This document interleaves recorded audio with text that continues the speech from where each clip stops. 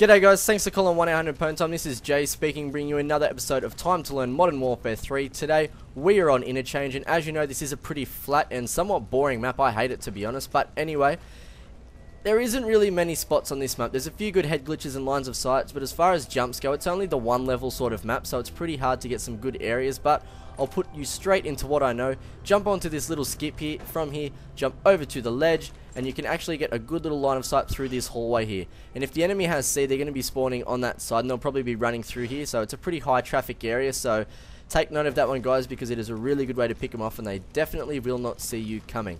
And also, just quickly, where all the capture points are on this for domination, there are no real decent spots that you can lie down or hidden prone to get them, because they're all way out in the open, so I thought I'd point that out quickly. Heading around this side, as you know guys, this is also a spawn area regardless of what game mode you're playing, but especially if the enemy has A, and they will flood through this hallway here, and it's always a very high push sort of area, and there's a few really good head glitches here. First of all, this one here, jumping up here and onto this pipe here, you've got a really good sight through to pick them off, and also if they're going to come from that way, you can pick them off from there, so take notice of that one. You can jump on that one there, but it's a bit close and they're going to see you quite easily, so I wouldn't go about doing it. And same goes, you can actually jump up on there and get cover behind it, but it's not my personal preference. Keeping on moving around, you can jump up onto this trailer here, and from here it's not as good. You've got a head glitch this way, but if you really want to get a good line of sight, jump up onto this tire here, jump up a couple of times, and you will get right up high. From there you can see over again, and you can actually see right over to that A side there, through that corridor again from here, and you'll be able to pick them off quite easily. It is a really good spot. If you need to, drop down and you can actually shoot the people here through this area here. So take note of that one, guys. You can jump up on the back here as well, but it isn't as good. You've got a bit of sight down here, and that's pretty much it.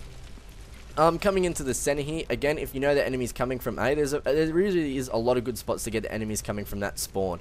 So I'm jumping up onto this little rock ledge here. You've got another line of sight through to that hallway there that people are going to be running through, and if they're going to come from there, you can shoot just to the left of the tires and pick them off and crouch down for cover. It's another really good head glitch. And also, guys, enemies come from there when they're spawning seaside. You can get them here by jumping up onto this ledge again, but if you head round to this side, it's probably better. You'll get more of cover if you're going to shoot from behind this truck here, and it's a similar sort of shot. You can see the ledge right there, so you're not going to be able to miss them, or they're not going to be able to get past without you noticing. And like I say, guys, there's no good cover spots, but if you are, duck down here, so that way at least you can use this as a bit of a head glitch and you'll have more of an advantage on the enemy.